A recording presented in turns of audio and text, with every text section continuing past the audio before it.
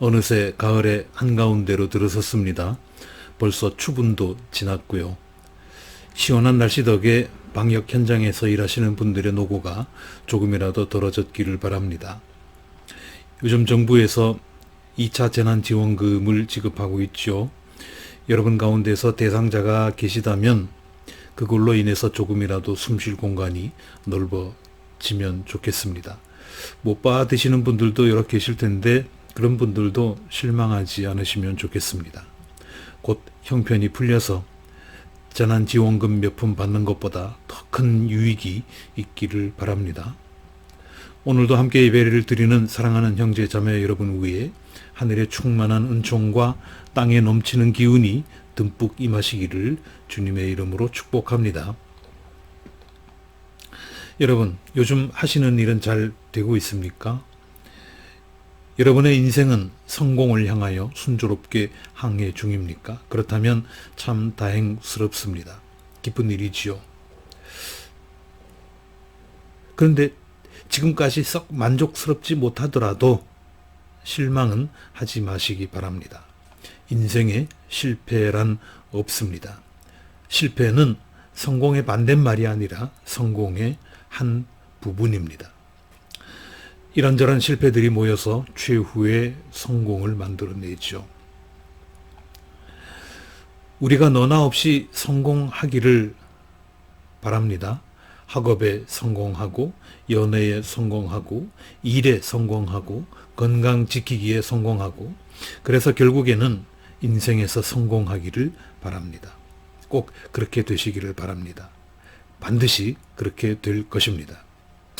어떤 성공이든지 성공을 위해서는 세 가지가 필요합니다.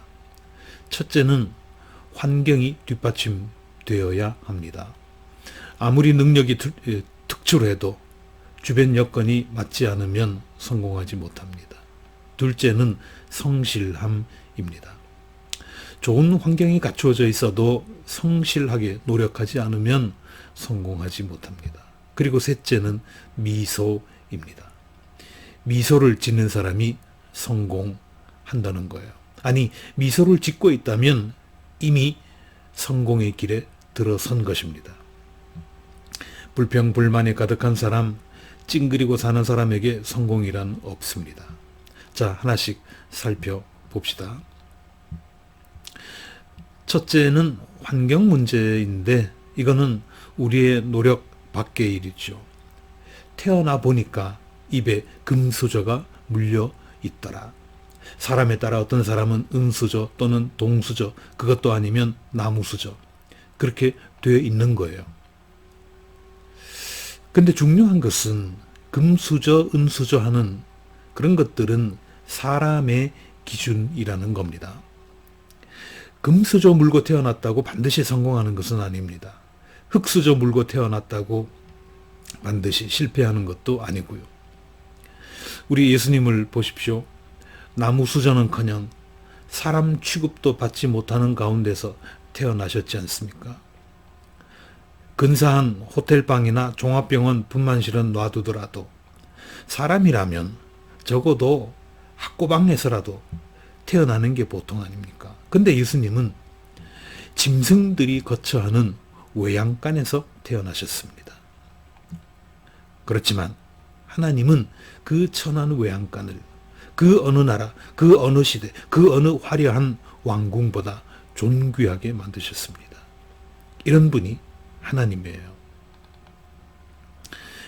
구약성경 욥기에 보면 아주 재미있는 말씀이 하나 나옵니다. 엘리후라고 하는 청년이 한 말인데요.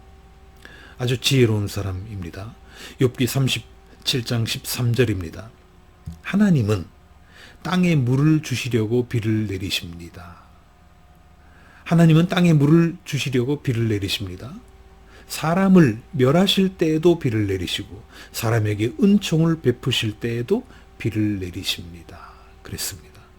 사람을 멸하실 때에도 비를 내리시고 사람에게 은총을 베푸실 때에도 비를 내리십니다. 똑같은 비지만 그게 어떤 때는 은총이 되고 어떤 때는 재앙이 된다는 거예요. 똑같은 비이지만 그게 어떤 사람에게는 상이 되고 어떤 사람에게는 벌이 된다는 겁니다. 이처럼 똑같은 금수저지만 그게 어떤 사람에게는 축복의 물건이 되고 어떤 사람에게는 저주의 물건이 되기도 합니다. 그렇기 때문에 나에게 주어진 물건이 무엇인가, 내 환경이 무엇으로 어떻게 구성되어 있는가, 그런 것은 하나님 앞에서는 전혀 문제가 되지 않습니다. 하나님께서 나를 위해서 그 환경을 어떻게 활용하시는가, 거기에 성패가 달려 있습니다. 그러니까 우리는 환경 문제를 탓할 필요가 없습니다. 왜 살다가 보면 너무 힘이 들어서 하나님께 이런 기도를 드리기도 하지요. 하나님, 어째서 제 주변 환경은 이 모양 이 꼬라지입니까?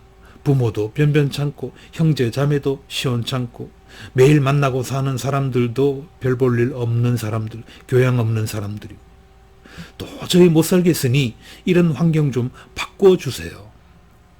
그렇게 기도하면 하나님은 뭐라고 하시는지 아십니까? 아마 이렇게 대답하실 겁니다. 얘야, 너는 환경을 바꾸어 달라고 나한테 기도하지. 나는 너를 좀 바꾸고 싶어서, 너를 좀 바꾸고 싶어서 그런 환경을 준 거란다. 알겠니? 환경을 탓하기 전에 네가 먼저 좀 바뀌면 어떻겠어? 이렇게 대답하실 겁니다. 자, 이렇게 우리가 하나님 안에 있으면 환경은 하나님께서 제어해 주신다니까 됐죠. 그 다음은 나의 성실함입니다. 나를 성공시키기 위해서 하나님께서 아무리 애를 쓰셔도 내가 호응하지 않으면 성공하지 못합니다. 이런 비유 많이 들죠. 말한테 물 먹이려고 강가로 데리고 갑니다. 거기까지는 말 주인이 주인 마음대로 할 수 있습니다. 그렇지만 말이 물을 안 먹어요. 그러면 그때는 주인도 어떻게 해볼 도리가 없습니다. 요즘 유튜버들이 인기죠. 유튜브 하는 사람들 돈도 많이 벌고 여기저기서 부르는 데도 많습니다. 옛날에는 방송에서, 그것도 지상파 방송에서 떠야 성공할 수 있었는데 이제는 그렇지가 않습니다. 1인 미디어시가 된 거예요. 누구든지 끼만 있으면, 재밌는 소재만 있으면 유명세와 돈방석을 동시에 가질 수 있습니다. 이렇게 해서 대단히 성공한 사람이 하나 있는데요. 대도서관이라고 하는 닉네임을 쓰는 사람입니다. 1년에 수십억씩 번다고 그래요. 이 사람이 책을 하나 썼는데 유튜브의 신이라는 책을 썼습니다. 아마도 많이 팔렸을 거예요. 그 책에 보면 이런 내용이 나옵니다. 요즘 들어서 유튜브 통해서 성공하고 싶은 사람들 많잖아요. 어떤 사람이 물었습니다. 성공하는 창작자가 되려면, 성공하는 크리에이터가 되려면 어떻게 해야 하나요? 성공하는 크리에이터가 되려면 어떻게 해야 하나요? 뭐 누구든지 할 수 있는 질문이죠. 이 질문에 대해서 뭐라고 대답했을 것 같습니까? 대도서관은 이렇게 말했습니다. 성실해야 합니다. 성실해야 합니다. 대답이 상당히 시시하죠. 뭔가 대단한 비법을 기대하고 질문을 했을 텐데 비법 같은 건 말해주지도 않고 그저 성실하게 하라는 거예요. 성실하게 하라고. 그 한마디만 했습니다. 그렇지만 그 사람의 말은 그게 정답이라는 거예요. 그러면서 하는 말이 이런 겁니다. 재능 있는 사람은 많아도 성실한 사람은 흔치 않거든요. 재능 있는 사람은 많아도 성실한 사람은 흔치 않거든요. 세상에 재능 있는 사람 얼마나 많습니까? 그렇지만 그 가운데서 성실한 사람은 찾아보기 쉽지 않습니다. 저는 보지 못했습니다마는 예전에 하얀 거탑이라고 하는 드라마가 있었죠. 거기에 이런 명대사가 나온다고 합니다. 무슨 내용인가 하면 이런 겁니다. 센 놈이 살아남는 게 아니라 살아남는 놈이 센 거야.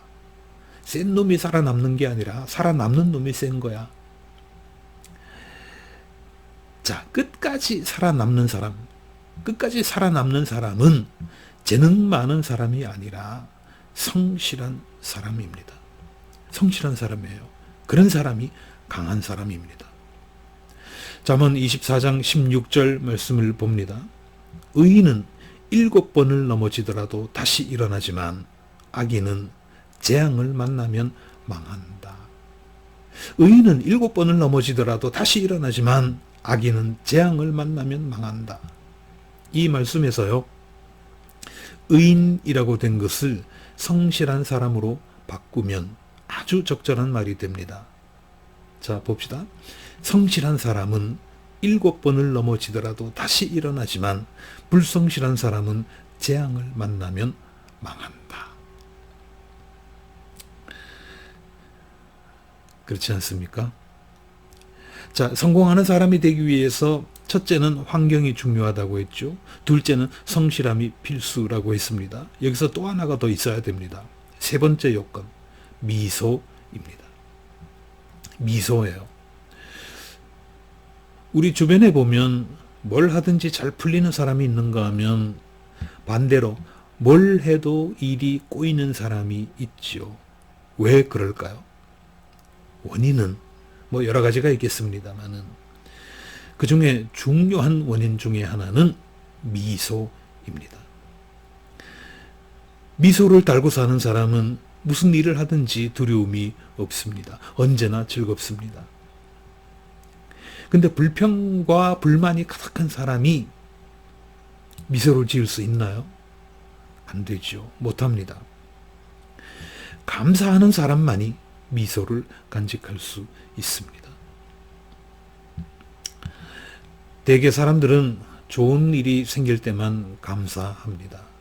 그래서 그런 사람에게는 감사할 일 자체가 별로 없어요. 많지 않습니다.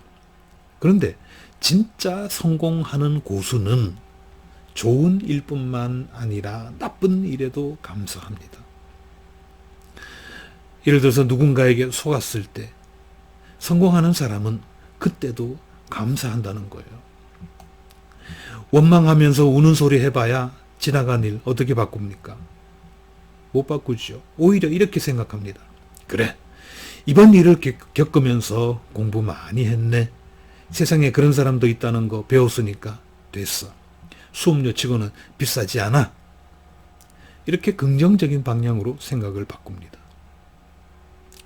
매사를 이런 식으로 생각하면은요, 세상에 감사하지 못할 일이 없습니다. 그리고 무슨 일을 하든지 반드시 성공할 것입니다. 제가 자주 인용하는 성경 구절 잘 아시죠?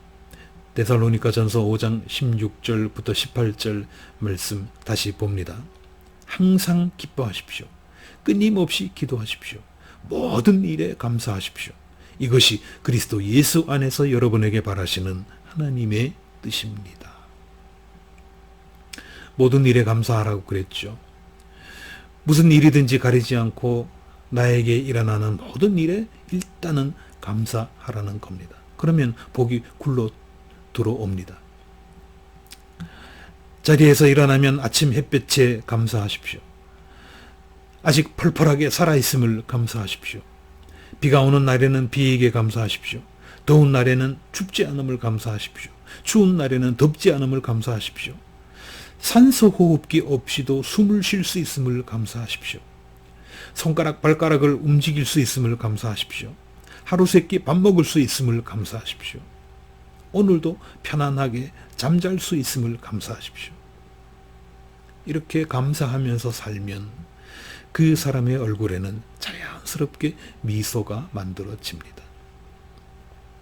억지 미소가 아니라 자연스러운 미소가 생깁니다. 왜 가끔 보면 비행기나 백화점 같은 데서 직원들이 손님을 맞이하면서 억지 미소를 짓는 일이 있죠. 뭐 평상시에는 아주 자연스럽게 잘 합니다만 가끔 그런 때가 있습니다. 그 사람들은요, 미소 짓는 법을 배웁니다. 훈련을 받습니다. 그런데 배워서 짓는 미소에는 때때로 어색함이 묻어나옵니다. 그렇지만 감사하는 마음으로, 범사에 감사하는 마음으로, 모든 일에 감사하는 마음으로 살면 자연스럽게 미소가 얼굴에 뵙니다. 꼭 웃는 모습 만들지 않아도 괜찮아요. 자연스럽게 온화한 모습, 미소 짓는 모습이 나온다는 겁니다. 오늘 제 말씀은 여기까지인데 마지막으로 빌립보서 4장 13절 말씀을 봅니다. 바울이 한 말인데요. 이 말씀을 꼭 마음에 새기시기를 바랍니다. 나에게 능력을 주시는 분 안에서 나는 모든 것을 할 수 있습니다. 나에게 능력을 주시는 분 안에서 나는 모든 것을 할 수 있습니다. 내 혼자 아무리 성실해도 그것만으로는 큰 성공에 이를 수 없습니다. 우리에게 능력을 주시는 분 안에서 우리는 성공할 수 있습니다. 어떤 상황에서든지 하나님께 맡기고 사십시오. 하나님께서 여러분의 환경을 통제해 주실 겁니다. 믿음 안에서 성실하게 여러분의 일을 하십시오. 하나님께서 반드시 기회를 주실 것입니다. 그리고 언제나 미소를 지으면서 자신 있게 사십시오. 여러분이 미소를 짓는다는 것은 이미 여러분이 성공의 길에 들어서 있다는 것을 의미합니다. 우리에게 능력 주시는 분 안에서 우리가, 저와 여러분이 큰 성공을 거두시기를 주님의 이름으로 기원합니다.